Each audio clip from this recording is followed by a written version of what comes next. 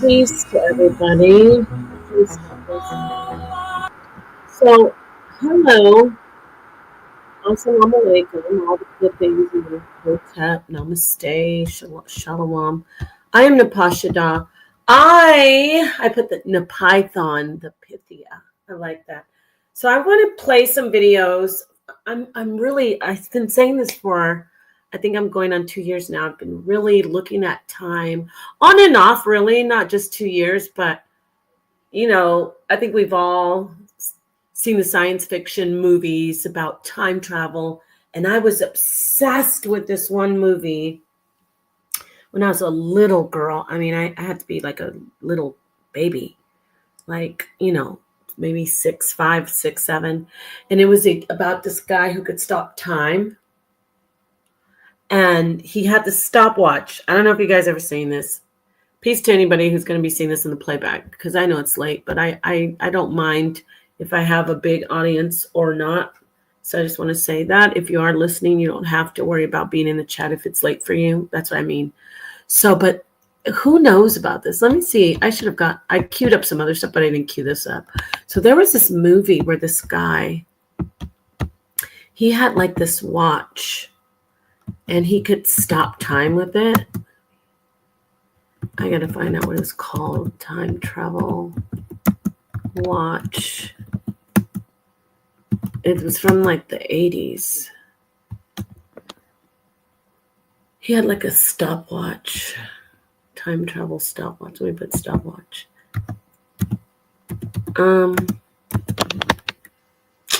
They keep showing me something new. Well, anyway, it was like a watch, and he could like, was it called Magic Spot? I think this was it. Is this it? Hold on, I'll tell you. No, this is new. Oh no, this is some weird artsy thing.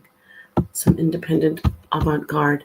Okay, so anyway, he had a watch, and he could stop time. And then, of course, there was Doctor Who and all this stuff. And then I also would read stories, mythological stuff like Kronos. Okay, so we got that all together. So time is something that we all are prisoner to, if we could put it that way. We are locked in the construct of, but we don't have to be. And it seemed that it was impossible. For me, it seemed that it was only a fantasy to say, oh, we, time travel. And because, that's who can turn back time. And especially, the laws of thermodynamics. You talk about entropy, which I'm going to play my video. I did a presentation on the Killer Priest Podcraft, and I'm going to play the video and show you what I did, and just my presentation. And then I'm going to go into my latest thought. So at that time, I fast forwarded from my childhood all the way up to 2022, I think it was. Yeah. So in 2022, I did a presentation and I talked about entropy, and I did tie it into the Bible, and I talked about the religion, or the spiritual concept of God, and the Abrahamic faith of the Bible. Okay. However, I'm going to go, of course, make it broader after you look at the presentation I did a little bit, because I have a new thing. I've been doing more research, and now I stumbled across, I had already seen Julian Barber, but I never really focused on his work. And I had seen him, because while you're studying things about time, I'm looking mostly at like Sir Roger Penrose and different basics, of course, Einstein, Newton, just basic physics. Because the theory of relativity, his general theory of relativity with Einstein, that's what we're in right now. Stay with me. I know I seem like I'm kind of rocky, but we're doing fine. A little turbulence, but we're gonna be flying. Okay, so we've got space and time. Okay, and we those are meshed together. That's how we function in our so-called concept of time. And I say so-called because everyone doesn't have a uniform concept. It's really a program that's been implanted into our psyche. we see time as a flow because we see time, which I'm not obviously not saying that the theory, the general Einstein's theory of relativity is wrong. I'm not saying that. And but people like Julian Barber and other physicists are saying we need to look at it in a different way. So I digress. So right now we look at time as a flow. Even when I say entropy does not go back in that one law of thermodynamics. You cannot decrease entropy. You can only increase. But then there's this like asterisk, like a little disclaimer or a little clause or that says, but that's not always true because Hawkins found out that entropy can be reversed or decreased, or I say undone, outside of a black hole.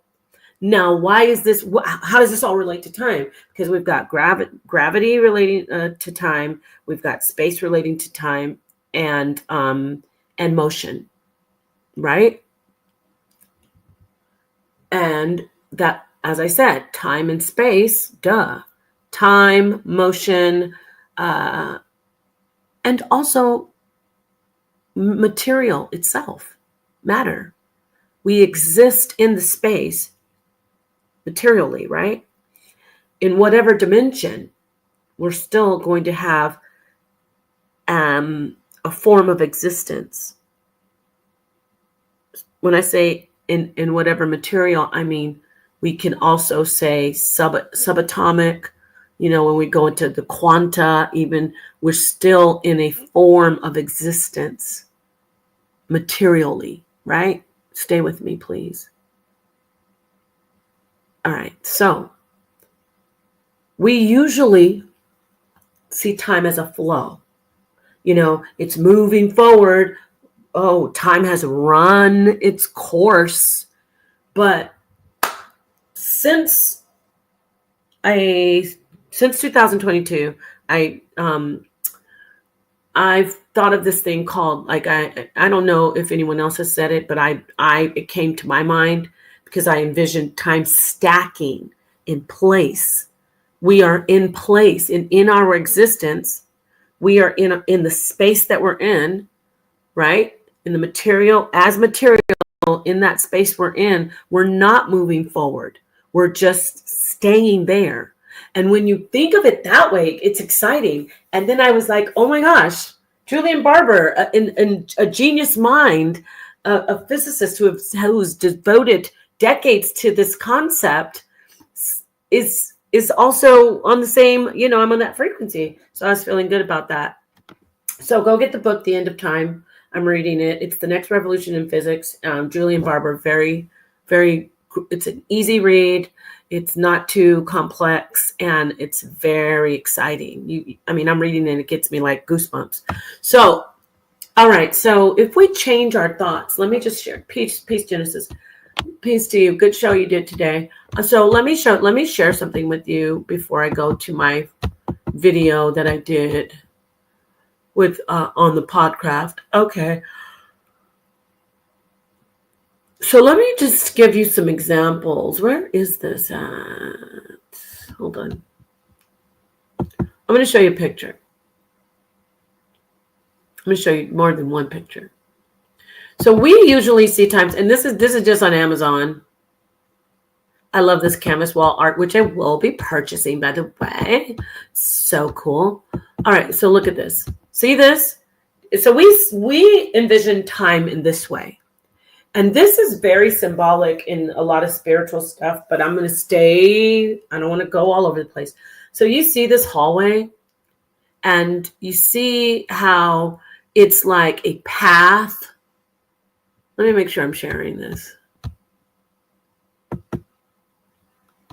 Okay. Oh, excuse me. I am sorry I yawned. Okay. So I thought I was enlarging it, but anyway, you see how it's a hallway and it's a path? So it's not moving, but we always think of time as going forward, like we're moving through the hallway, through those be in between the light and the shadow, and the light and the shadow, and the light and the shadow, and we're moving down the path of a timeline. But really, time, we need to reprogram ourselves. This is going to be very exciting. I promise you. If this doesn't intrigue you and get you into thinking and building your own thought on it, I don't know what to do. Look at this though. This is actually, okay, look at this picture. On this picture, let me increase it a little bit. Magnify. Okay. So you see the picture, you see the clouds, and you see these 1, 2, 3, 4, 5, 6, 7 trees, right? 7 little trees. So let's say saplings, right? So each one of those trees are exactly the same. I hope you're with me. Each one of those trees look and are exactly the same. So just for context sake, let's say that each tree that you see in here is actually the same tree, right? Each tree is the same tree, and they're exactly the same. Imagine this picture, which is static, of course, but even if it were in real time and you were standing there, imagine it's static. There's no movement. Yes, I know you could say, no, that's not true because it's all, just stay with me. It's no movement at all. None. No molecular movement, nothing moving. I know that it's not realistic, but just stay with me to break the program of time as a flow and a line and moving in a river. So each one of these is the same. This would be no time. This would be according to the laws of physics. This would not be time. If we didn't see it as moving and we looked at it in this way instead, we would start to break out of our program. Now you say, well, what do you mean? What I'm saying is we should replace the thought of that hallway where we see ourselves moving through the space of light, dark, light, shadow, and I'm traveling down. Instead of thinking we're traveling through time, we have to change it to we are existing and changing in time. I know that seems like, well, eureka or like duh, but that's how fascinating this science is. There is no real time as we know it. It is only something that is existing materially in space and changing. It is not a flow or anything moving forward. We have that so programmed into us because, yes, we know that time is relative to velocity. Time is relative to that. But that is because we have worked in a program for it to be that way. Now, keep the same thought that, about the trees and look at this other picture. I'm going to show you a different picture. Now let's go to this picture. Just bear with me. So this picture these are trees as well, right? Now in this picture, we have obvious change, correct? So with this obvious change that we have, now we can see time. These changes are time. Now, remember I said on the other picture that they were all exactly the same and there was absolutely no change? That means there is no time. When there is nothing changing materially in space, there is no time. And this even works into dimensionally. So when nothing changes in space materially, there is no time. Now let's say in this picture, in this drawing, these are all the same tree. I want you to just say this is. I know you see several different pictures of trees, but this is just the same tree. So we see the first tree is a sapling. It has, it's just beginning to grow leaves. This is a sapling, right? Then we look to the next frame, so to speak, and it has grown more leaves. It's getting a thicker trunk. So it is the same tree. Even I know we're moving to the next tree, but imagine it's in the same spot, but it's the same tree that has changed. That is time. It is not a flow of the tree flowing down a path in the river of time to the next tree. Time is actually, in essence, within, and it is a change of material in space. Oh my God. Oh no, this is so amazing and awesome to me. When I even say it, I start laughing because it's like, what? This is amazing. You know why this is amazing? There is no time travel. I'm doing the air quotes. The time that it is, it's like a stacking of while you're changing, by the way. Now, this is getting a little bit more complex, but in the change, you're not moving forward or even backwards. You are moving up and down in that one existence, in the point where you are materially, even down to to a neutron, like to quarks, like subatomically. In that space that you're in, you are in that one space, stacking up and down through quantum physics and like quantum mechanics, basically. Just saying the basics. Quantum mechanics, quantum physics. You're stacking up and down. This is like was it? I always mess this up. God, it's crazy. Why do I always forget about this? Like by location, and then we start looking at things like oh my God. Why don't I don't know why. This is something I always read. Something blocking it. I don't think it's, what's blocking it? Because I always think of what Einstein says and it messes me up. God, it's so annoying. I hate that. I'm not a big fan of Einstein. I'm sorry, y'all. Oh my God. Quantum entanglement. Jesus. Oh, it's so basic, but I always forget because I always want to say spooky location at a distance or something, and it messes me up. I always think of Einstein's mockery of it. So quantum entanglement, that all relates to time. Now people, you might say, well, how does that relate to time? Because when you look at the change being material change, like this material in space, and the way the status of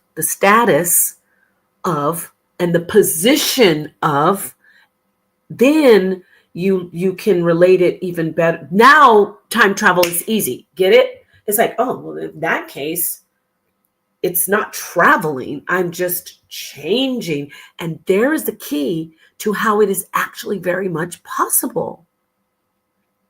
It's very much possible.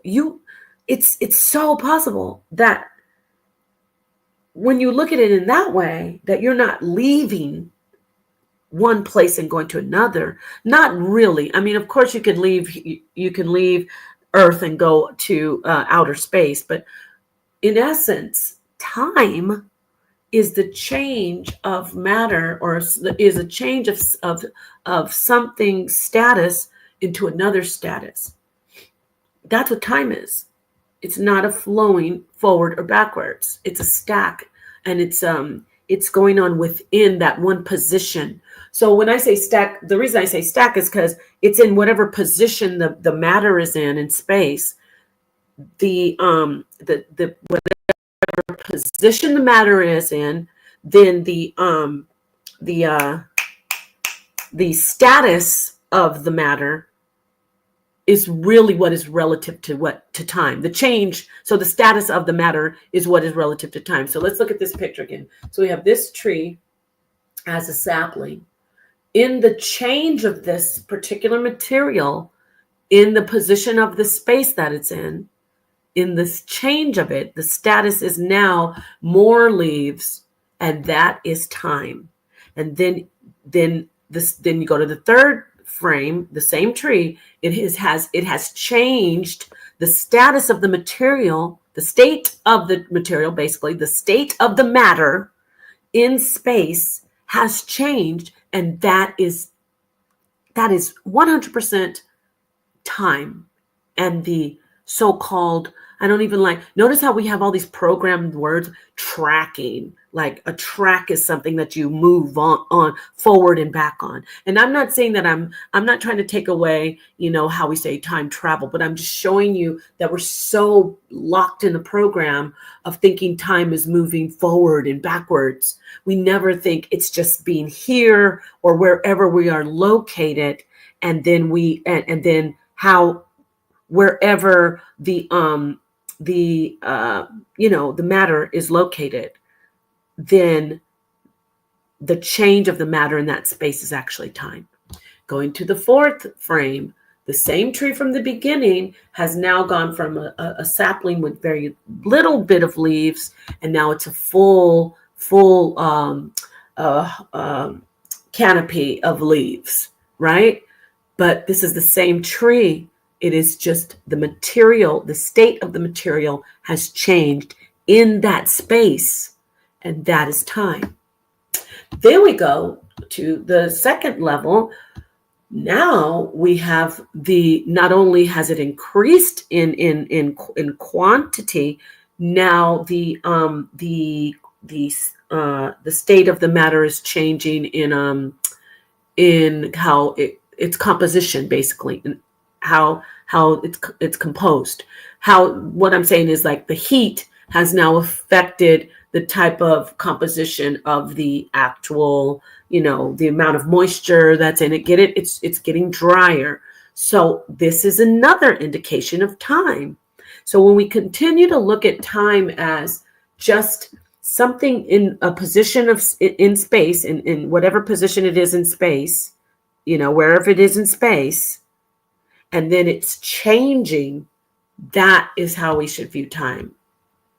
And as we even look at it with the program that we know, we've already got some markers in our psyche where we say, oh yeah, I can see this means it's changing. Oh, this time is passing. We even see that, like this, even with the seasons. We say, oh, I feel the weather's changing. That's matter changing in space. And we say, oh, it must be now. It's getting late in the year. So we even do it in a way anyway, but we're more focused on that we're moving forward when we're not moving forward. Napa, have you seen Interstellar that deals with non-linear time? You know what? I was reading. Was I reading The End of Time? Yes. No, I take that back. I saw on YouTube, because please go get this book, Bad Hombre. Please go get this book, DJ Genesis. It's End of Time by Julian Barber. I was looking up some stuff on Julian Barber already because I love him. I was really zoned into Roger Penrose for like a decade, and he's kind of fallen off for me now because some of the stuff he's teaching about, like consciousness only being in like microtubules, but I digress. So I'm not, I can't eat off that plate anymore. So I was out there just like, okay, kicking stuff around, and then I came across Julian Barber. So yes, the answer is Bad Hombre. I saw them do a clip of it. I didn't see the movie yet, but I went and pulled it up to watch it. But they did show a clip of the guy in the Tesseract, and I will definitely be showing you the Tesseract. So I'm so glad I love it too. Don't you just love it? It's like, it's exciting to talk about this kind of stuff because there is really no right or wrong. This is the amazing part of this conversation like this. No one should come in and go, you don't know what you're talking about. that's when you know there's like a different, like someone's bringing the vibe down, or they're just not, this isn't the kind of conversation for them, because we're figuring these things out. And thankfully, we have those who have dedicated their lives to it, and they spend a lot more time trying to figure it out than we do. But we all are existing equally in this type of paradigm that we're breaking out of. We're breaking out of the mindset that we are locked in this prison of time, and oh, the time is ticking away. It's like, no, it doesn't work that way. We're actually having to readjust the concept of all these programs, get rid of some of them and keep a little bit of them, like, reboot them. So yes, the long story, the long part of that is, yes, I did definitely see them show a clip in the video that I watched on YouTube about the information that time isn't even real. But we already kind of all knew that time is a construct. We just didn't know what it was, and we're still figuring it out. So anyway, so yes, I will show you, since we talked about the Tesseract, I want to show you. Now this is related to religion, which is one of the most Christianity and the crucifixion, but not just the crucifixion. I'm going to take that back. No. The cross goes back to, oh my gosh, the Tesseract goes, let me get that information. The Tesseract, let me just show you what it is, first of all. Before I even show it, I am a fan of Salvador Dali, and there is a piece of art that I need you guys to see. One second.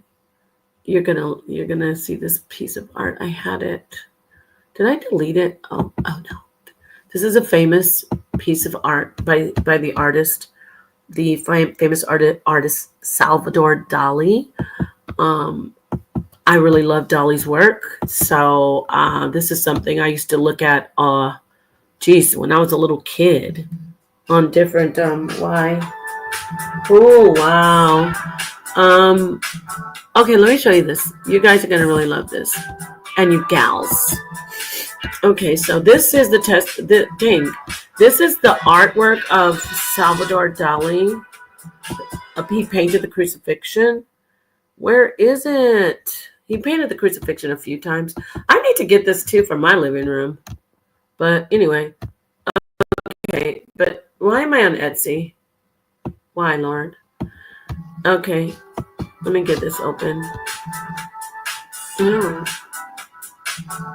I used to have like a really cool ringtone that I downloaded from this anime that I used to like, JoJo's Bizarre Adventures. And now I just have the factory one. Okay, so can you see this, everybody? I don't know if you can see it. Let me see on here. Can you see that? Oh, heck no, you can't see it. That's not good. Give me a minute. I really should have had this up. I don't know why.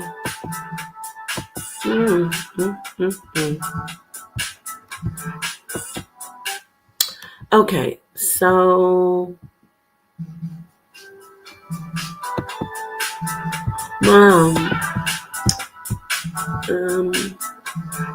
damn it, you guys. Oh, here it is. Okay, I hope I can get this now.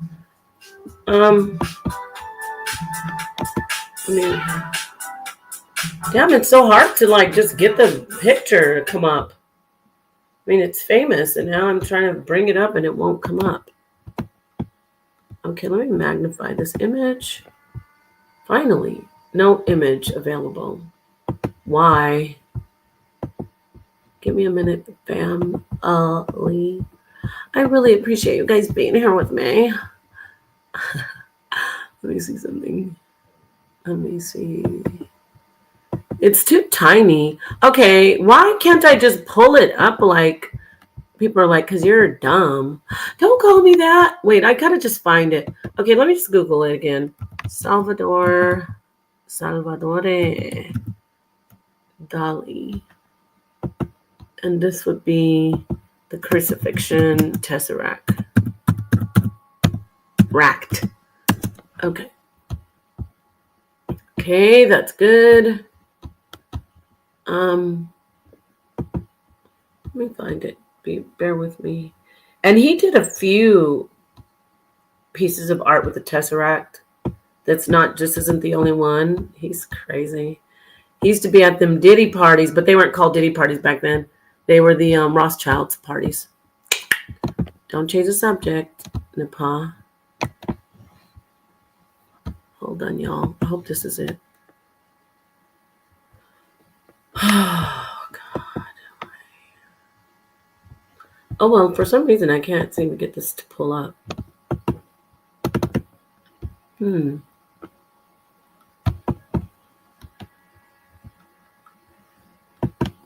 You'll see. Okay, finally. Eesh. All right, I got it. Here it is. Okay, I want you to look at this. Wow, that took a minute for some reason. You see it? Can you see when I'm scrolling over it or no? You see the tesseract the depiction of Jesus? You see what he's hanging on? That is actually basically a cubed crucifix. Okay, so I wonder if you can see that. Yeah, here it is. Let me magnify it. You see it? Let me see if y'all can see that. I finally got it. Wow. Thank you, Bad Hombre. Okay, so the Tesseract, it is symbolic of eternal, I don't even want to say life, of eternity, because I want to keep this about time. It's symbolic of eternity and existence in all in one, but in different, you're all, how do I say this? I don't want to, it's like,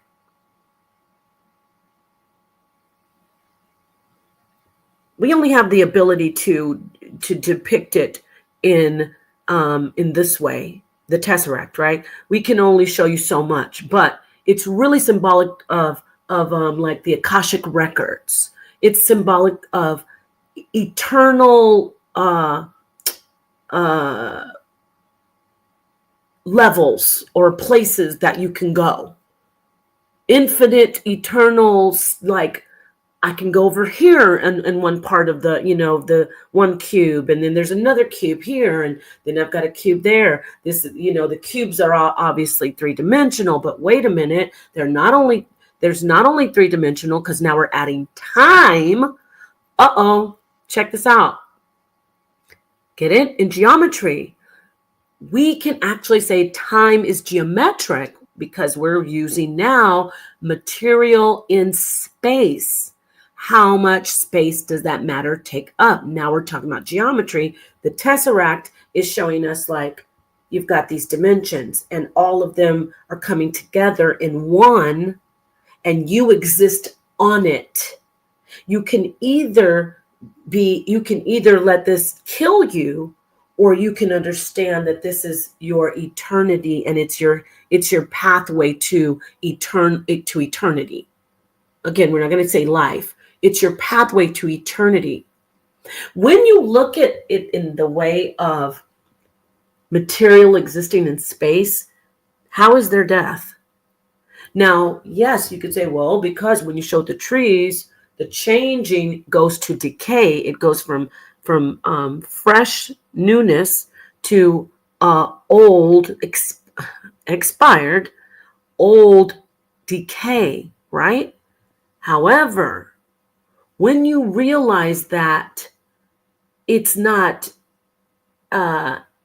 imminent, that you have to go to the end of the line, keep on moving.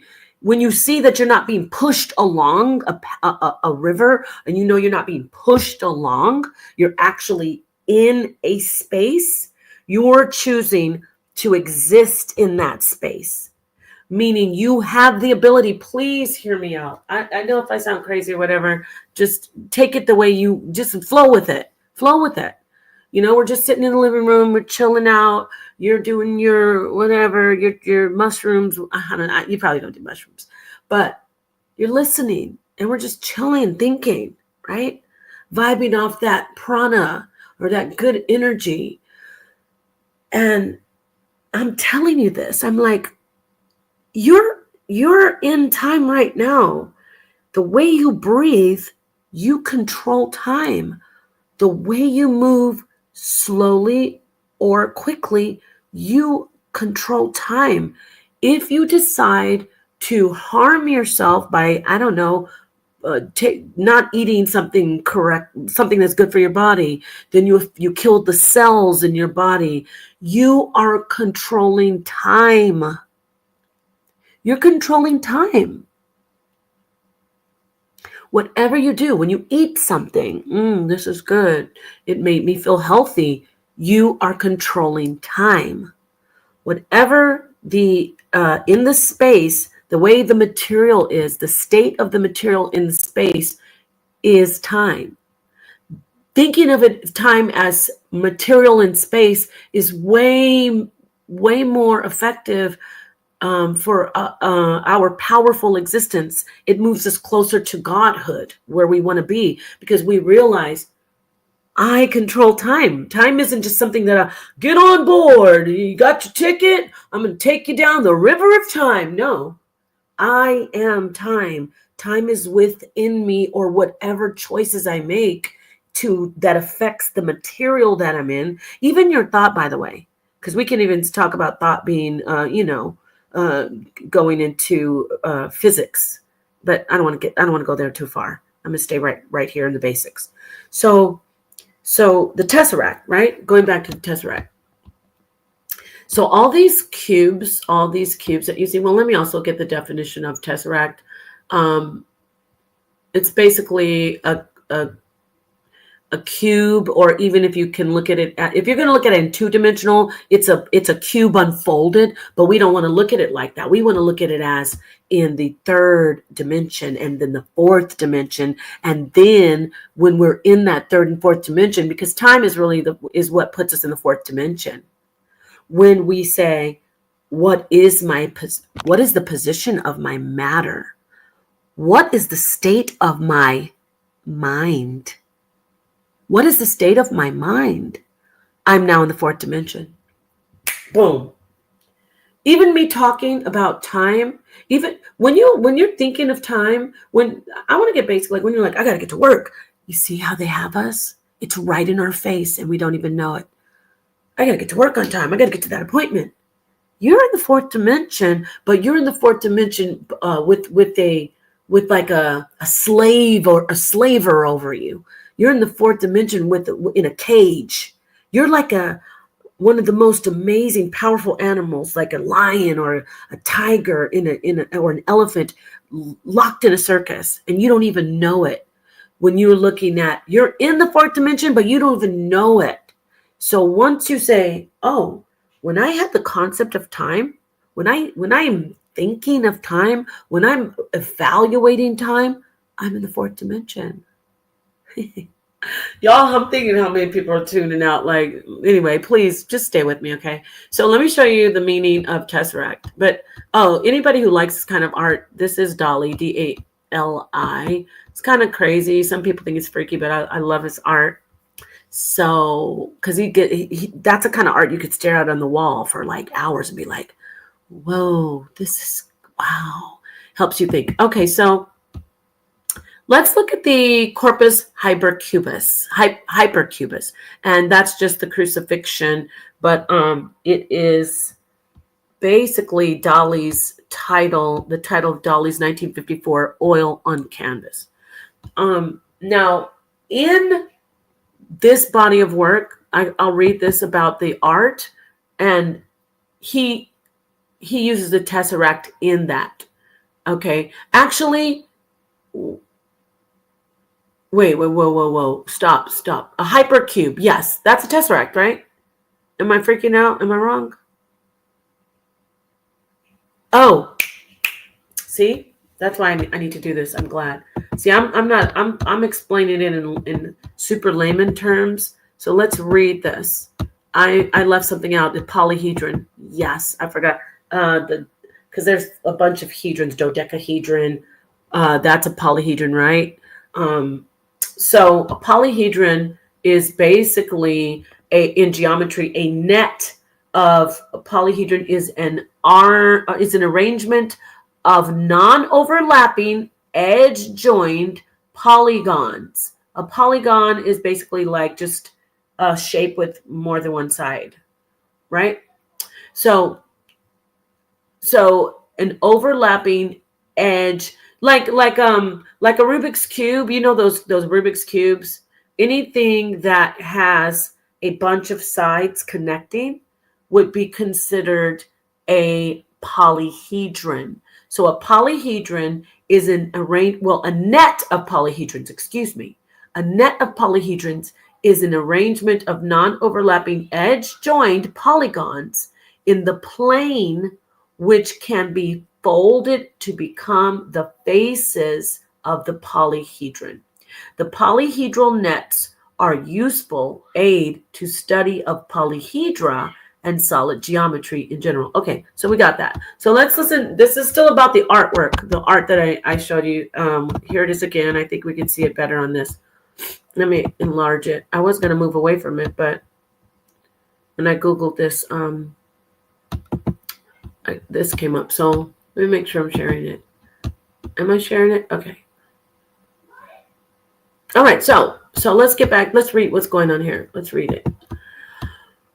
All right, then. And then I'm going to get back to the time thing. But here is the net of hypercubes. So see this one block? That is a cube, right? And then that is a cube.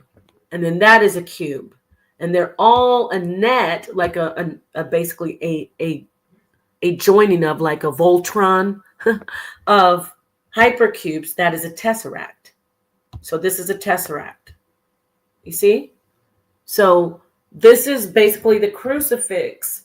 If you look at it face on, right, it'll be two-dimensional, just line vertical, and just two lines crossing perpendicular, right? So it's like the smaller lowercase t. But if you look at it three-dimensional, now you've got all these different these different angles and these different places to go. Why am I talking about this with time? This is how it is in time with us. These are the states or status, the statuses or the states of our existence in space. This is a representation. This is a representation of our states of existence in space. And this is time. So back to what Bad Hombre had said. Bad Hombre said, did I see that movie? Very interestingly, a scene from that movie, he was within the tesseract, but he could go from, imagine each one of these squares on the cubes are places that you can go in your existence of your whole life. Like up here, you can go, this is your 21st birthday. Down here is when your mom's giving birth to you. Up at the very top is when you graduated from college. Here's where you got married. This is where you went a hot air ballooning. And all of these are just like, see how it's stacking? Do you get it? Oh my God, I love it. I love this. I love this. I'm not gonna lie, I love it. It's like, y'all didn't even see what I was showing, huh? Damn. Let me try that again. I'm going to reshare it. But basically, damn, I didn't think you even saw it. It was so annoying. Here it is. Okay. So I need to show that picture of that. Here it is. Let me make sure you see it. I don't know why it keeps on making me reshare it. Oh, well. Maybe I'm not, because I'm too... All right, here it is. All right, you got to see it now. So I was just saying, you see this? You probably didn't see this when I was explaining it. So see, all of these, this is a stack. This isn't a timeline. That's why I call it time stack. I mean, I'm sure it's called other things, but for me, I just see it as stack. And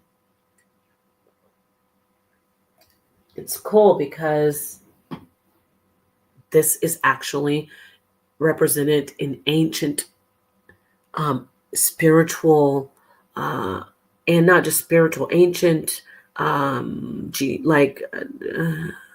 what's it called? Sacred geometry. Damn. Sorry, y'all. So all of these different representations of, we have all these different cubes, which are time, and that's existence, positions in material, positioned and the status of material in space. And we just have it all. We can go from any place, anywhere in here. Why? Because it's not something we left behind. Do you understand?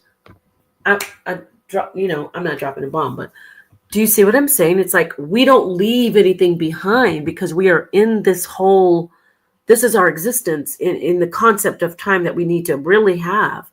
We are not traveling forward or backwards. We are right here. We're right here. We're not static, but wherever we are positioned in space materially, and I use that word right now for basic explanation because we could go a little bit more in depth. I'm saying materially, but if we start speaking in a metaphysical way, still, but let me just stay basic. So this is a time stack, which is a tesseract. Now, so that is definitely a movie I want to watch, Interstellar, because it also touches on, from what I heard, them going out into space, and we already know that time moves faster in when you're in space. Like an hour can be like 10 years on Earth, but it's only an hour in outer space. In certain parts, it depends on where you are. Well, what did I say? It depends on where you are. I know. Oh, hey there. Thank you. Yes, Anonymous. Always love and respect for you and your family. Yes. So I need you to look into this, though. This is some good stuff here. I know it's not like, conventional, but look at the Tesseract and think of the crucifix and what it represents. So peace to you, Anonymous. Thank you for being here. So yes, it depends on where you are. So instead of us looking at time in a timeline, we will look at time in a time positioning. You don't have to say time stack. I just say that. And we say time, I'm in a time position. Oh, where is that at on the time position? What position is that at in space? What position is history in space? What position is history in space? And isn't that amazing that we actually talk about, the universe and interstellar out into space? But space is we're in space right now. I mean, I know most of you know that, but space is right where you are. We're existing materially in space, and that is time. So I'm already going an hour. I didn't really want to go too long, but what else do I want to show you? I said I was going to show you my this is what I'm about to show you. I'm just going to show you a little bit of it. You can go watch the video if you want. It's on the Killer Priest Podcraft. I got to download it and put it on my channel, actually. It is me teaching about entropy. Entropy, darling. Get rid of that. I was talking more about it related to, because entropy is, I kind of don't want to show it on here now because it's what I'm doing now. It's interesting though. I want you to see I've progressed from what you're about to see.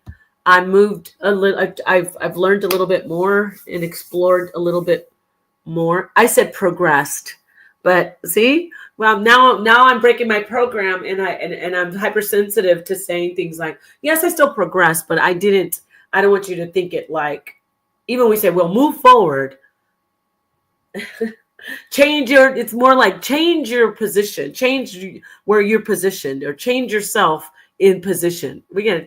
We're a long way from talking like that though. But let me get this up and see if there's anything I can really show you. Hold on, please. Let me see. Hold on.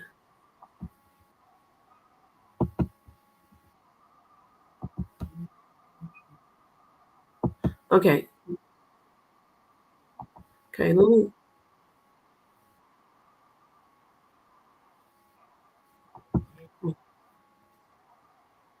Okay, I'll show you this a little bit of it.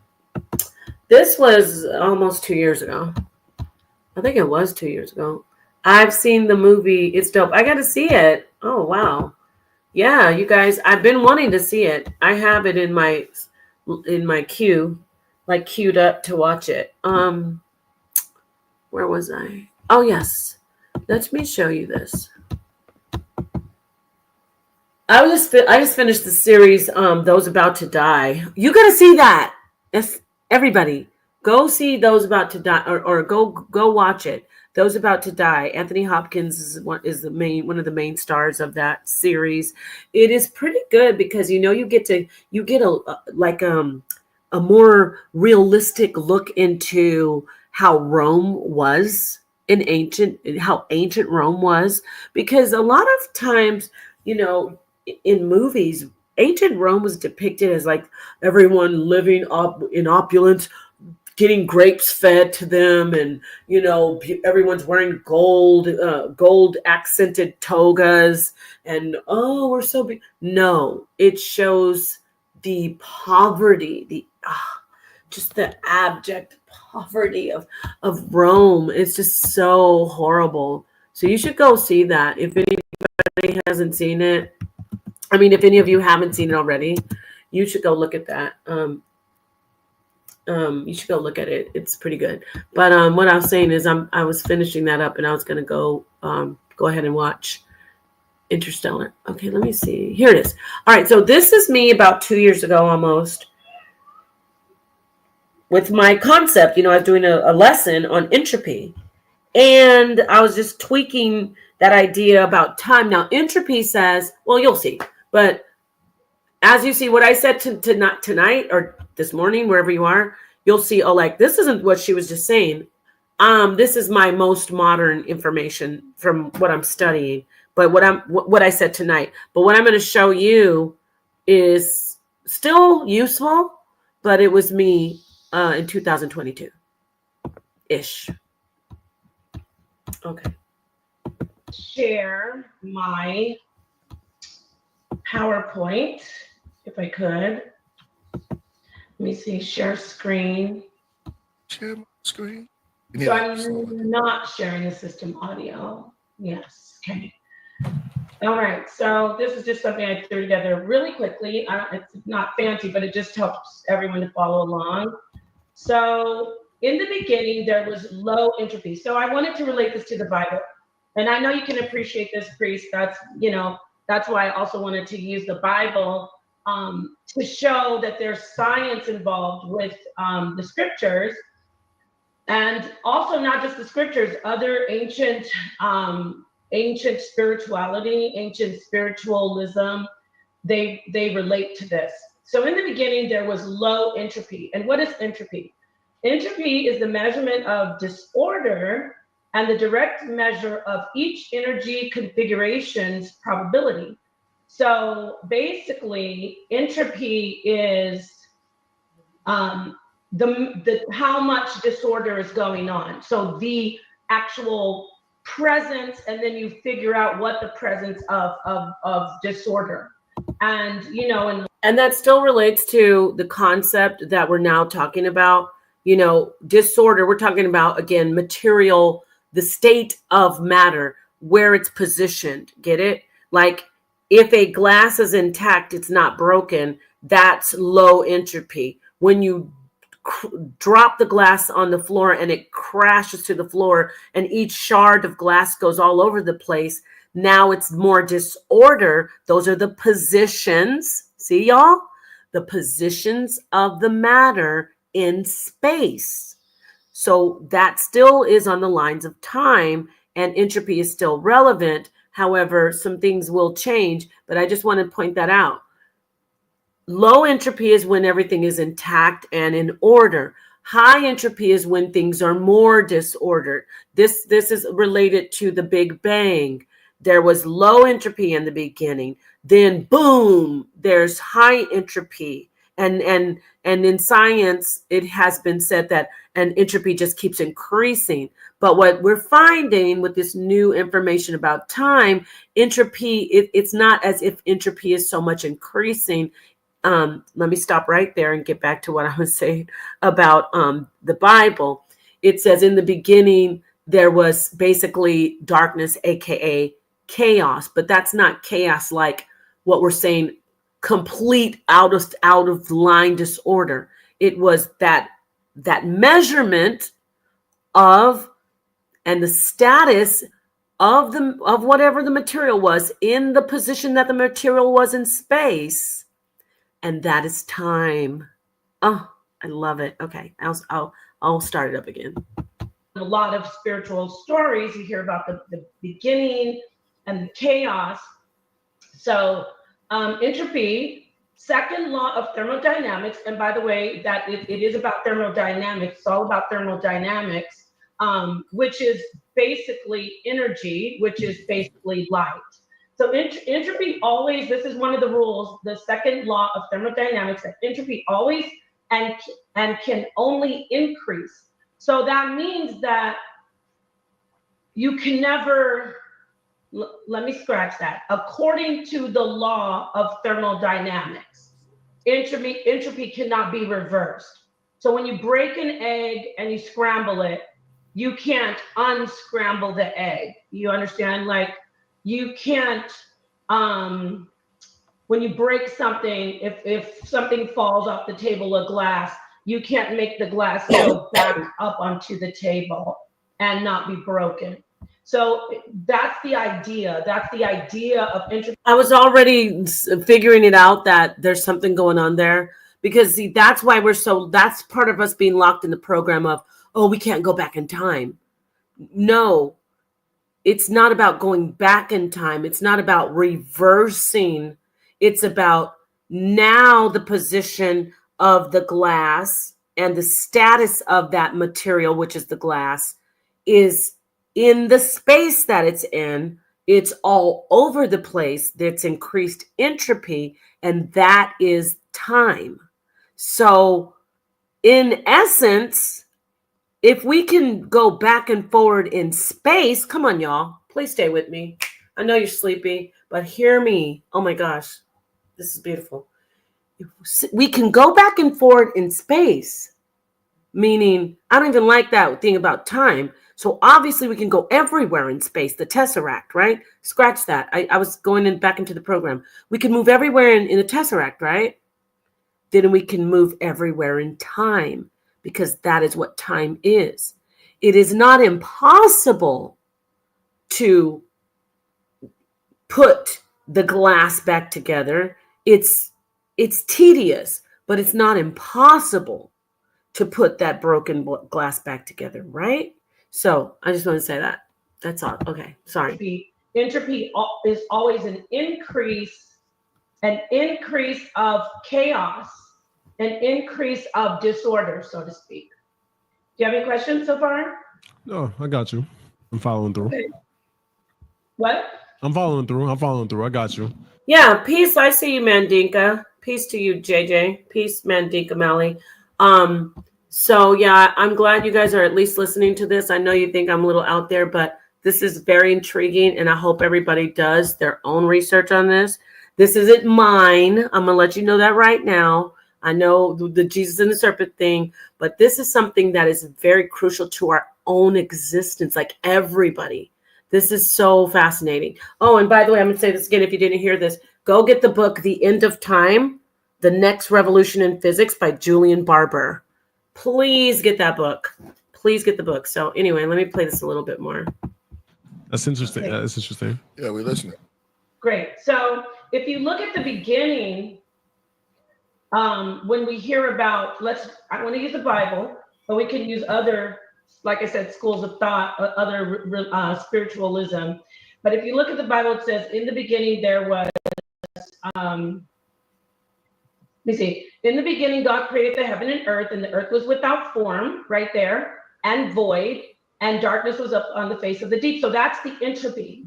Okay, that's the portion of entropy, because the other portion would be the energy, which is the light of God. So the whole concept there is you have the disorder and you have the energy, which is the light. And what's happening out of the chaos, out of the disorder, there is an increase, or how do you say, a creation of our realm and our existence, and inevitably our consciousness, and inevitably the flow of time. So it's not that we have to. That was part of my program, y'all. No, we will not say the flow of time anymore. That is something that I'm really good. It's like when we had white Jesus, and I found out that the Messiah is not white. So no, I refuse to say the flow of time, especially since I've been reading Julian Barber's book. I'm like, oh no, I will not say the flow of time anymore. No. So I just wanted to say that. I was still, I'm still breaking out of my program. To have 24-hour clocks and timelines and calendars. We don't have to even have that. But what we do have is entropy, and entropy, as you saw, is the measure of the disorder. Okay, the energy. So, for instance, when by the way, there's low entropy. I didn't show you that. Chaos, aka disorder, was in the beginning. So the spread of energy, right? That's what entropy basically is. You can have molecules in different different matter. So let's say water, which is okay. There's 3 states, obviously, of water, and you have the low entropy, which would be, it starts off as, let's say, frozen. I'm giving you an example. Mm-hmm. I know water doesn't start off at frozen, but I'm trying to give you a concept of how it works. When the energy is concentrated, it's low. And remember, the molecules are obviously the building blocks of the matter. I'm just saying, because I want you to. I know you guys, some of you already know that, but the material is molecular. Entropy. Then, when the energy starts to spread out, it's high energy, and it's more. So when the entropy is spreading out, it's high energy. When the entropy is low, it's concentrated. So if you look at the beginning was concentrated. It was the darkness. It was condensed.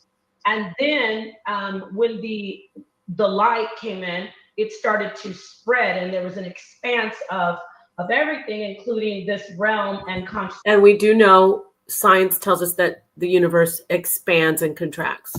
Yes, if that makes sense. Am I making sense so far? Yeah, I got you. I'm following along. Did you have any questions? Nah, go. You're going in. You're going in. You're going in. It's kind of deep. Go ahead. Ready? So, when you look at it that way and you relate it to time, flow, and consciousness, you can see that the Bible, and not just the Bible, other holy writings are very, even though they were ancient, they correspond, or they correlate to what is being said today in quantum physics, and it's really exciting. So I just put in here, energy is light, and light is our conceptualization of God in this realm. So again, we have the entropy, and when the energy is concentrated, it's low, but when it starts to spread out, it's high energy. So it's the progression. So basically, there is no going back with entropy. If you look at science and it says the Big Bang, you can relate entropy to the Big Bang even. Let me go back to this before I get to that. Yeah, you can relate the Big Bang to entropy. So in the beginning, there was entropy. There was an energy, but it was low. And then something happened where it started to increase and it started to expand, excuse me, and then it increased. And what we're doing is, because you've said, I've talked to you before about this priest and other people, people say, well, was there something before the beginning in these stories? So there must have been something before that was entropy increasing. So even though we see it at our point as a low entropy, as low, energy or thermodynamics, it's low and it was condensed. In our story, it starts to expand, right? We start seeing the creation of this, and then the day, and then we hear all that.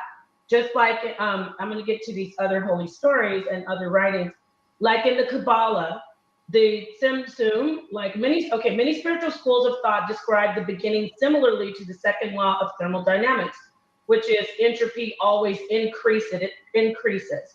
So let me just read a portion of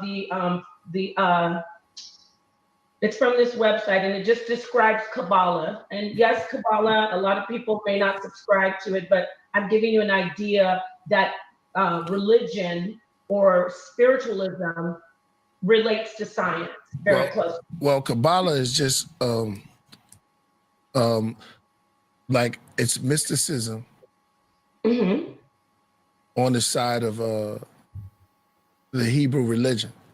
Right. So it's a book, and there's one for Muslims, Sufi, I think, and there's a book where all the schools have certain mystic orders that goes a little deeper than just the surface into the esoteric realm.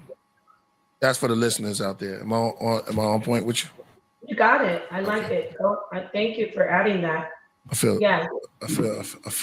good right there. Okay. Hey, come on, let's go. You good? Okay. So, Chris, you know this stuff. You're funny. No, I know nothing. I'm just an empty vessel. But I like the way you explain it, where we going at, because somebody asked a good question. They said, "Are you saying that we can't time travel, or is there?" You just go there, right? Are you saying that we can't time travel, or there's a possibility of time traveling? Well, that's a good question. According to the theory of relativity and Einstein, with the so-called there's 4 dimensions, that would say that leans toward no time travel. But for me, in my research, when I say time stacking, there's definitely ways to even Michio Kaku talks about wormholes. Y'all, I was on my time stacking back then. Okay. That's when I was really going into it. So isn't this interesting? Like, wow, there will be a time when we actually will be able to go everywhere we want to go, just like that scene in Interstellar in the Tesseract. So yeah, I just want to say that. And plus I gotta, I can't just let it flow. I gotta jump in and do commentary. But yeah, you notice the theory of the general theory of the general theory of relativity, or general relativity, excuse me. It's basically telling us we cannot time travel, because it's, of course, remember, it puts space, time, gravity, velocity, everything is just all jammed in there. I mean, I'm just talking in layman terms. So let's hear the rest of this. And not just Michio Kaku, but a lot of quantum theorists, they talk about wormholes, which you can definitely travel possibly to multi-universes. So yes, we can time travel. So I was just saying, like, as far as the construct of time and what we've been programmed to believe that it's infinite, when time is exactly opposite of infinite. It's finite. It's actually malleable. You can manipulate time. So. Don't mind me. I just gave you a bomb. You going in? Oh, thank you. Okay, so yeah, so we can time travel, but if you look at different, it depends on what you look at. Like if you look at Einstein, he's way behind, and he was wrong about a lot of stuff. He was wrong, especially wrong about quantum entanglement, which is also linked to entropy. When you look at entropy, the reason I picked this particular, I mean, I could have covered a lot of stuff, but entropy is so interesting because, yeah, it is that movement that we talk about. You know how we say we're always leveling up or we're always growing. It's in everything, you know, even when you are. And when I say movement, I found out now, I back then that was a little bit of the program still. Movement meaning change. So I would definitely, if I could go back, I'd see there's another program. If I could change the position, I would change the position and say change instead of movement. And this is actually what's going on in CERN. They already know all this. And this is why we see things, or we experience things like the Mandela effect. Remember, we're a collective whole.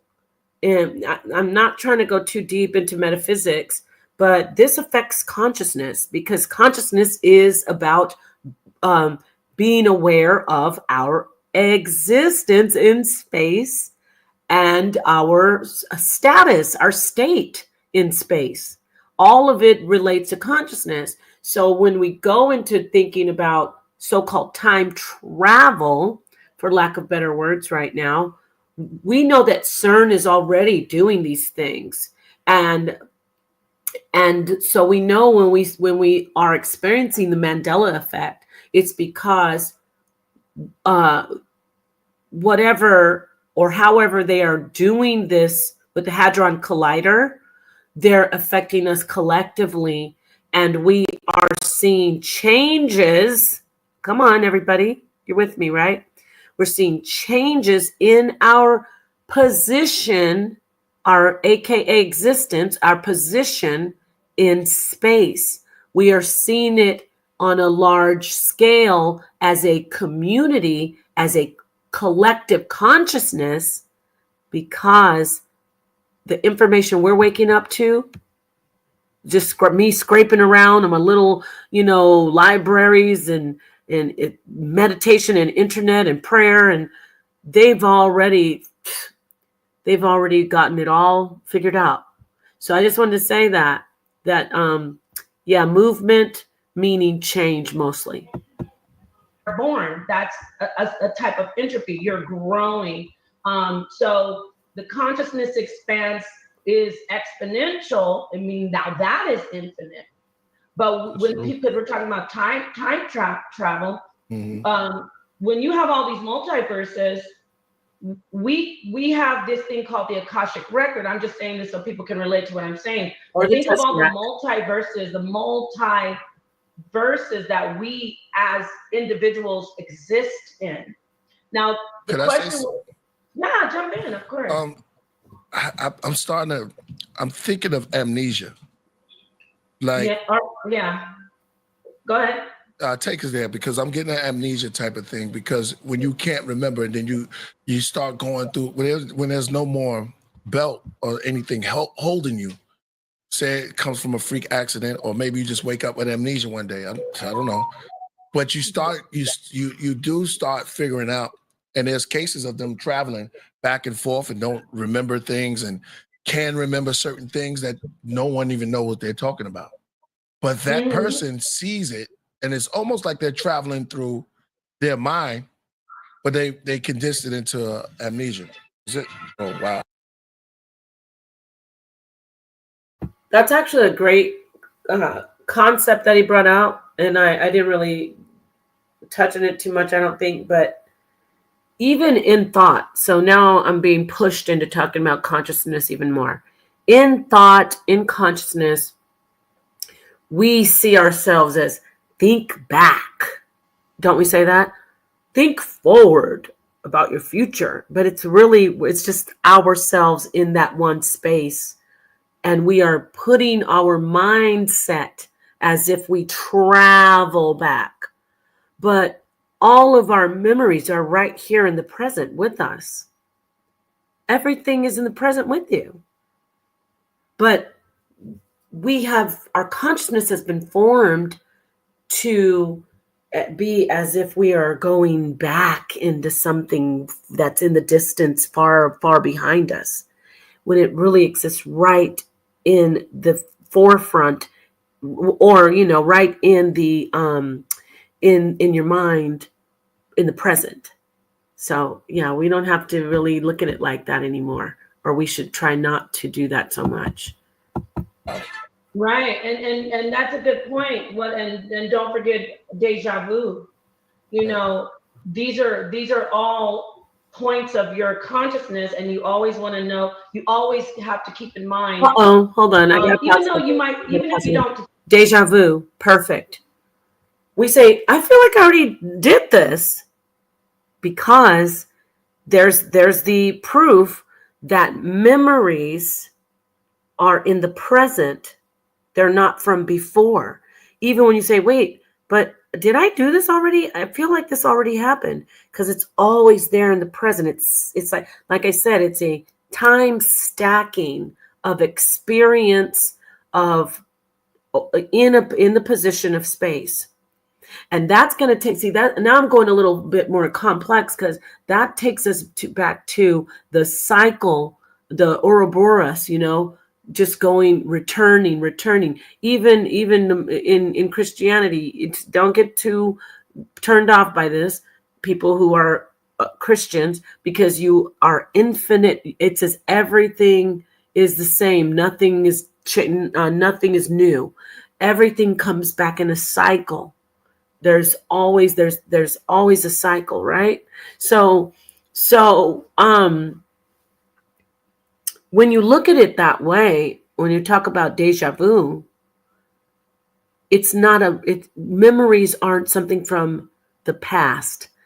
Yes, I know it's a hard program to break out of, but it is something from a different position and status, a different state of your matter, that you experienced in a position of space. So we may not, I know this, I know we don't, but for some who don't believe this, I know we don't. We don't remember. We cannot pull up all of the existence. Oh, this is powerful. We don't even remember everything that we have experienced in space, in the moments that we have existed. We cannot remember all of it. That goes to the Akashic records, the Tesseract, like the scene in Interstellar. He sees himself in different positions in different parts of the Tesseract. In the Akashic records, he sees himself in different parts of the Tesseract. But how can that be when he is right there looking in? It can be. And in the scene that I saw, everybody, something like was talking to him, like a voice, and he said something, they have this and this. He's like, the they is us, but it's us in the future. So, whoa, this is blowing my mind, y'all. When I think about this, I feel like crying a little bit. It's scary, because it's breaking me out of oh my gosh, it's breaking me out of even, I'm breaking a glass ceiling from these constructs of lies and enslaving my spirituality, because I'm not afraid. It makes me even less afraid of the unknown. I'm already, a thanatologist, and I'm already a transition doula, aka death doula. But it tells me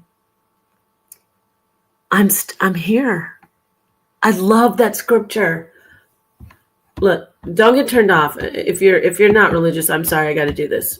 I got to get this scripture. Oh my gosh, I feel like crying a little bit.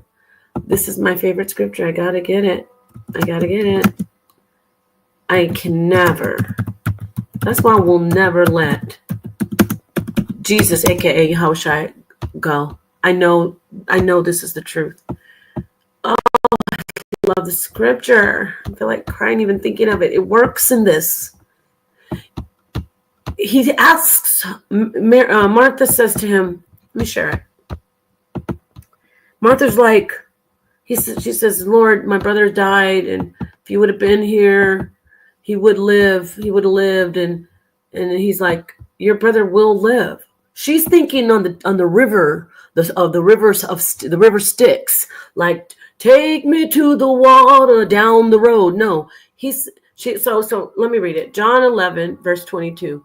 But I know that even now, whatsoever thou wilt ask of God, God will give it to thee. She's speaking to the Messiah, to Jesus. Jesus said unto her, your brother will rise again. And Martha said unto him, I know that he shall rise again in the resurrection at the last day. She's thinking down that long path of time. And then Jesus said unto her, I am the resurrection. I'm pointing like to the position where I am. And I've always thought of it like that. See, some people say, Jesus said, I am the resurrection. No, I always hear him saying, I am the resurrection. Like he points here, like, and the life. He that believeth in me, though he were dead, yet shall he live. And whosoever liveth and believeth in me shall never die.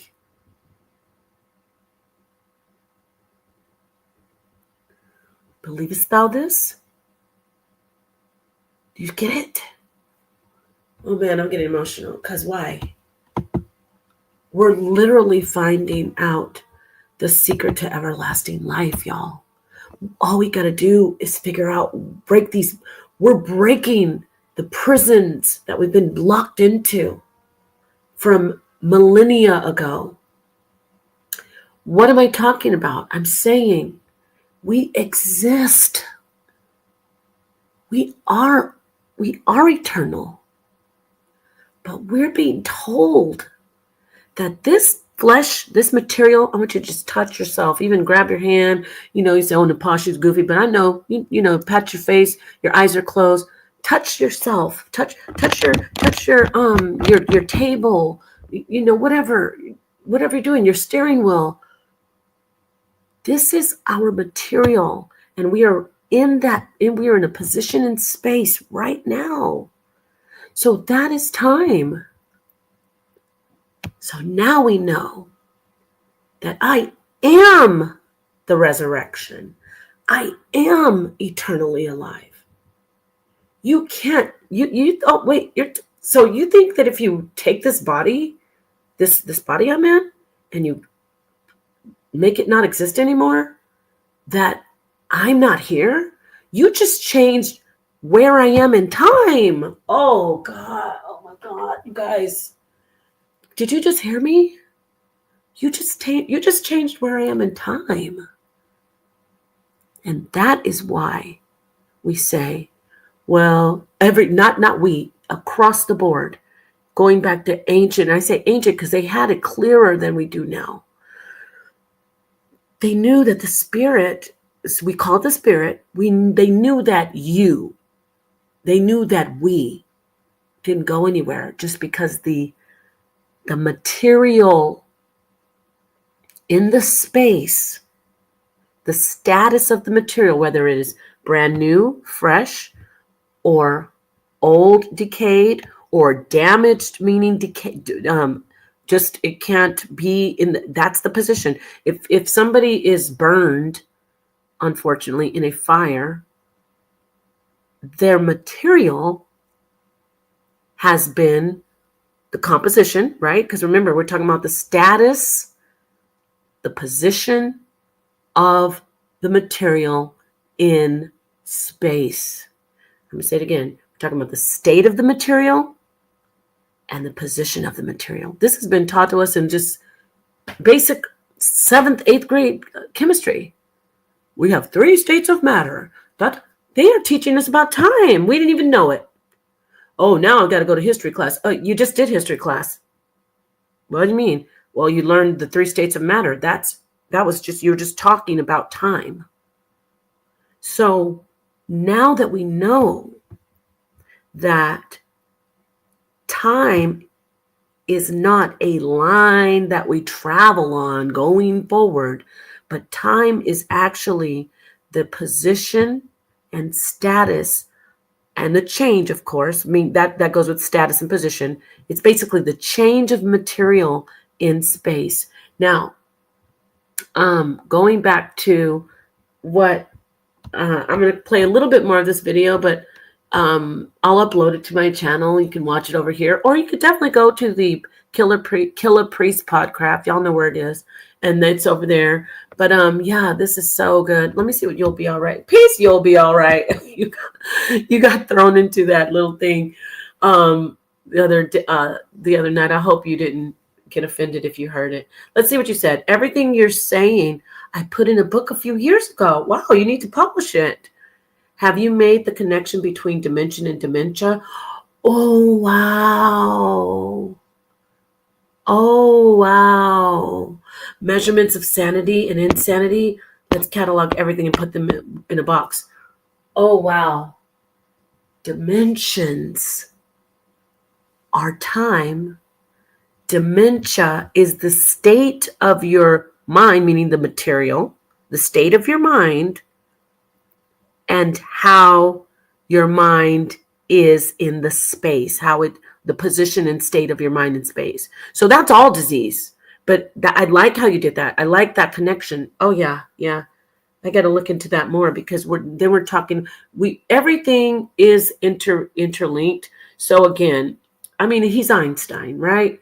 But other physicists are finding, oh, well, Einstein, they respect Newton, of course, because it's valuable information. They respect Einstein, of course, because it's valuable information. However, is it the only information and nothing moves? No, because what did we say? That means it's static. And if it's static, it's not really existence, because nothing is static. Everything is always moving. And if everything is always moving, that means it's changing, moving, I'm not talking about moving down a line. Everything is moving, literally moving. I want to read something to you really quickly, and then I'll close out from here. Gosh, it's not very light in here, so let me stop sharing. I'm going to read this. This is the preface in the book that I'm raving about right now. I got to get my lights. Give me a moment, because I need to get better light. So thank you so much for the input, everybody. Okay, let me read this. All right, let me see if this is it. Give me 1 second. All righty then. Einstein was... You said, thou sayest, I do. I know, right? I try not to be so hard on Einstein lately, but yeah, I wouldn't say he's whack, but they put too much. I don't even want to blame him, right? Because everybody was like, Einstein, but he probably is like, y'all, stop saying my name. Okay, I want to read this. I have to find what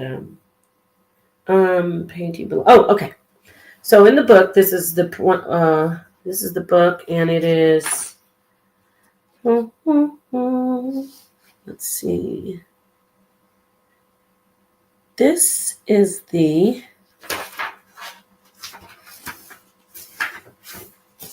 I'm gonna get to the preface of the preface, basically. So the story in a nutshell. And remember, the book is called The End of Time, The Next Revolution in Physics, Julian Barber. All right. Two views of the world clashed at the dawn of thought. In the great debate between the earliest Greek philosophers, Heraclitus argued for perpetual change, but Parmenides maintained that there was neither time nor motion. Now, remember, you heard that? So Heraclitus said there's perpetual change, but Parmenides maintained that there was neither time nor motion. Over the ages, few thinkers have taken Parmenides seriously, but I shall argue that Heraclitan flux, depicted nowhere more dramatically than in Turner's painting below, may well be nothing but a well-founded illusion. I shall take you to a prospect of the end of time. In fact, you see it in Turner's painting, which is static and has not changed since he painted it. It is an illusion of flux. Flux, you get it? Like flow? Modern physics is beginning to suggest that all the motions of the whole universe are a similar illusion. That in this respect, nature is an even more consummate artist than Turner. This is the story of my book. So, I'm sorry, it's like struggling to read this in the dark. I'm trying to use this little tiny light. But this book basically, perpetual change is Heraclitus. So basically, he's saying we're gonna show you that we're breaking out of this. Like I said, I'm speaking for him, but we're going to break out of this program that we've been under. We've been told that we have to. We only go forward and backward. We only go forward. We can't go back. It's impossible. And according to Einstein's theory, what were you thinking? But then we don't even really fully know what gravity really is. But that said, but we do know that gravity, as even though it's basically a part of our space and our existence in this world, we defy it every day. You know, I just lifted my foot. I stood up. I'm defying gravity. When you stand up and down, when you jump, you're defying gravity. Not for long, but you're defying it. The Great 5-9 says, we change every second. You are creating new cells at all times. Yes. And you know what, Great 5-9? I love that comment. Because did you know that change is time? We have to see it. We got to stop looking. I'm not saying you do, but all of us, we have to program ourselves to say, I'm not moving forward in time.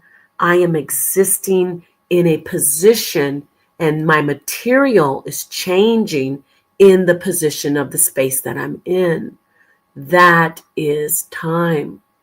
When you look at it that way, I'm going to say it again, you have so much power over your life, over your actual existence. And it releases you from a lot of fear that we often have about things that are unknown. You'll Be All Right says, we have to stop celebrating birthdays, then laugh out loud. It's a part of the program. Hey, come on, don't do that to birthdays. Try to take the fun out of it. Don't use, please do not use my lesson to stop birthdays or any type of happiness. No, but I get what you're saying. Right. Okay. Come on. Let's I get what you're saying though, because we're marking ourselves like another year closer to the grave. But if we look at it as, oh, okay, just a party for me. Yay. That's how I don't ever get to do birthdays anyway with me. I don't even celebrate my birthday. It's so weird. It's so strange that now you got me thinking, because let me tell you something. Christmas, New Year's Eve, and birthdays throughout my life, they've always been like nothing happening or the worst thing happening. Isn't that crazy? So that's why I'm like, whatever. I just don't do them. I think the last time my birthday passed in June, oh yeah, you guys remember? I was home. I was home on the internet talking and drinking and singing different songs from the 80s. That was fun. But anyway, when's my birthday? My birthday was in June, Chaos Rain Show. I want to say thank you. Some birthdays are when ships are born. Well, I'm the mothership. So it's no, in seriousness, please examine this information. Sit back and think about it. Go get the book. Go. It's not just the book. Go look up Julian Barber if you want to right now. Last name spelled Barbour. If you're laying down getting some sleep, so many times I'll turn on a lecture and I'll just let it go. Not the ones with all the music and I can't stand those. And I just have to listen to the ads. I just whatever, let them flow.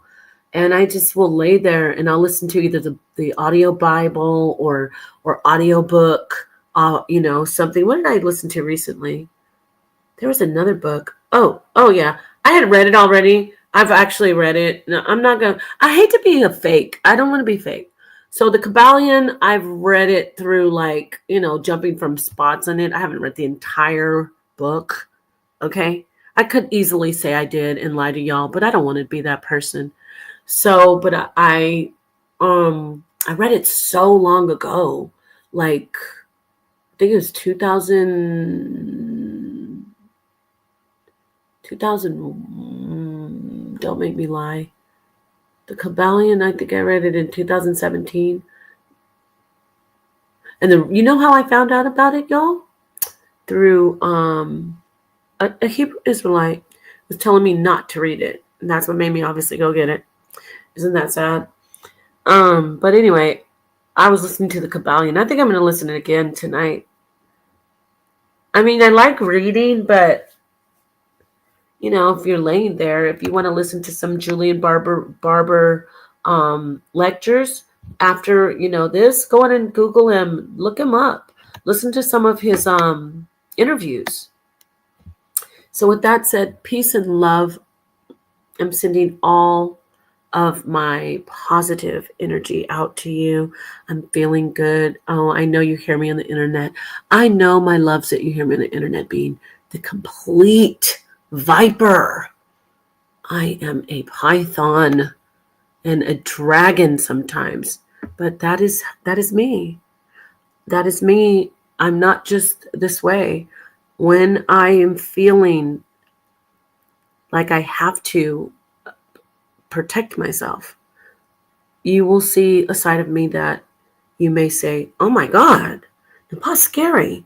Or some people say, oh my God, I didn't know Nepal could get ratchet like that.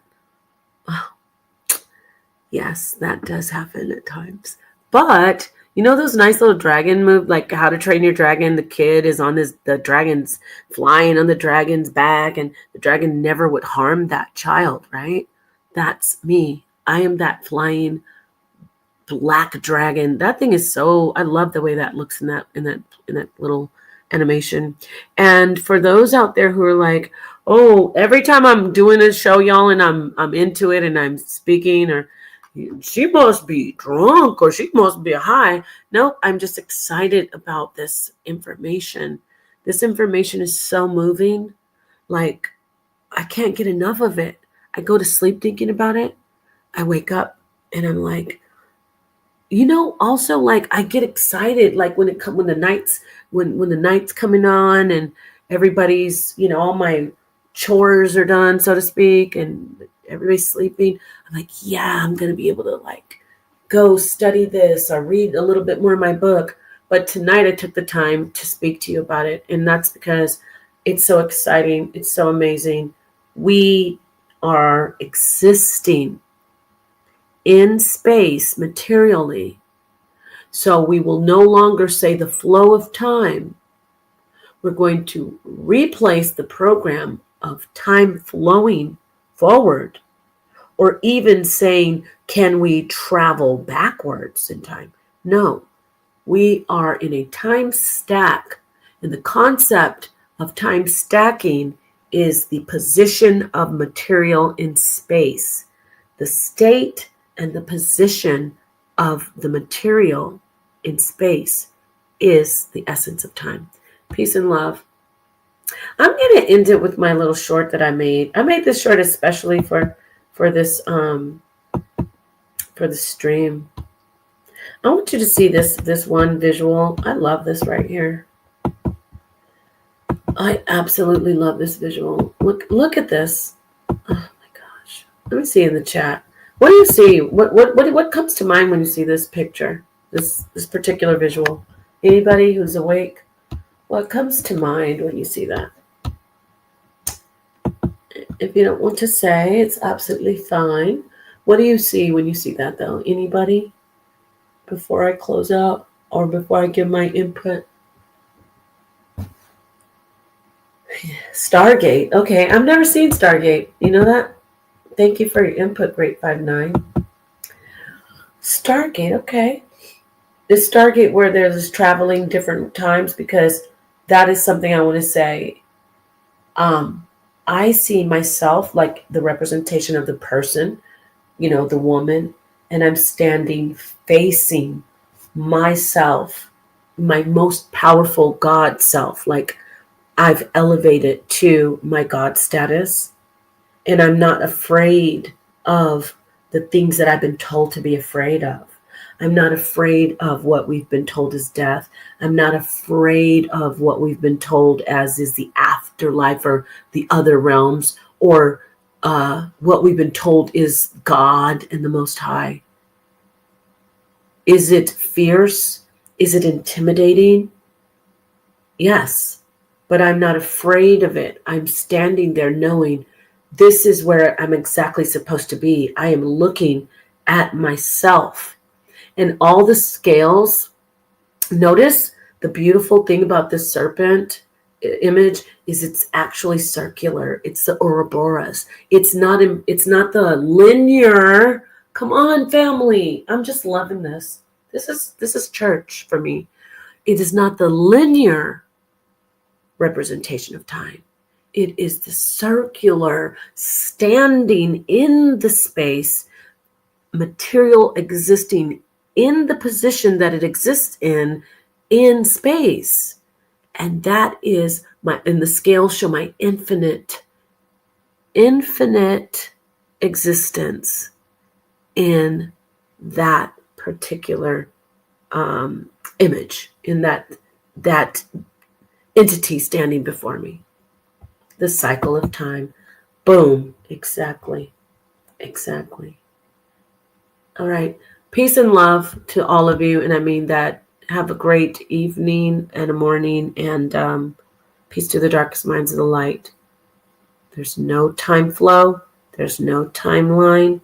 We are stacked in each position in space materially, and the state of our material is what determines time. Change, I don't want to go. I want to keep on saying it. All right, go get Julian Barber's book. Peace, everybody.